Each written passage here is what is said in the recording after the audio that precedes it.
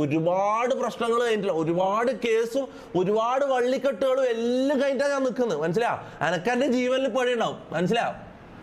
എനക്ക് പ്രശ്നങ്ങളുണ്ട്. വ്ളോഗർ തൊപ്പി എന്ന മുഹമ്മദ് നിഹാലിനെ വടകര പോലീസ് കസ്റ്റഡിയിലെടുത്തു. ഇവന്റെ വള്ളിപിടുത്തം ചില്ലറ വള്ളിപിടുത്തൊന്നുമല്ല, അതാണ് മെയിൻ പരിപാടി. സ്വകാര്യ ബസ് തൊഴിലാളികൾക്ക് നേരെ തോക്ക് ചൂണ്ടിയതിനാണ് നടപടി.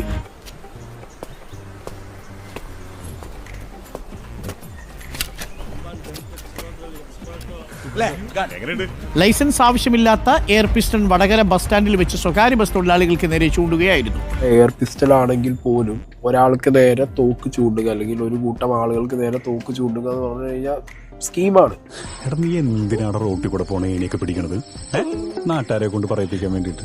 ബസ് തൊഴിലാളികളും ബസ്സുകാരും അവരോട് ചൊറയാൻ പോയി കഴിഞ്ഞ് കഴിഞ്ഞാൽ ഡെഫിനറ്റ്ലി ഒരു വെറുതെ ഉള്ള തല്ല് കിട്ടാതെ രക്ഷപ്പെട്ടത് ഭാഗ്യം. കയ്യിൽ ഈ എയർ പിസ്റ്റലല്ല, ഒറിജിനൽ തോക്കുണ്ടായിട്ടും കാര്യമില്ല. നാട്ടുകാരെ നെഞ്ഞത്തേക്ക് ഈ സാധനവും കൊണ്ട് ചെന്ന് കഴിഞ്ഞാൽ അവന്മാരെടുത്തിട്ട് പെരുമാറും. അത്രക്കുള്ള ബുദ്ധിയൊന്നും അതിനില്ലല്ലോ. തൊപ്പിയുടെ പേരിൽ ഓരോ മാസവും ഓരോ കേസ് എന്ന തരത്തിലൊക്കെ വന്നുകൊണ്ടിരുന്നതാണ്. കുറെ കാലമായിട്ട് കേൾക്കാനില്ലായിരുന്നു. കർത്താവേ, ഒരിക്കലും പുറത്തേക്ക് പോകാൻ ഇടവരുത്തല്ലേ. നമസ്കാരം.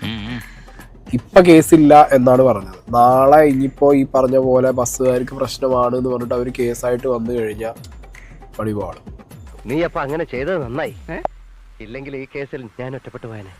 ഇജാതി മണ്ടത്തരങ്ങളും ഇമാതിരി വേട്ടാവളിത്തരങ്ങളും കാണിച്ച് ഇതിന്ന് എന്ത് മാസം കിട്ടുമെന്ന് എനിക്ക് മനസ്സിലാവുന്നില്ല. അത് പറഞ്ഞു കൊടുക്കാനും ആളും ഒന്നും മനസ്സിലാവുന്നില്ല. ഇത് ഒരു വള്ളിയിൽ നിന്ന് അടുത്ത വള്ളിയിലേക്ക് ഇവൻ ആരുടെ ടാർസണാ?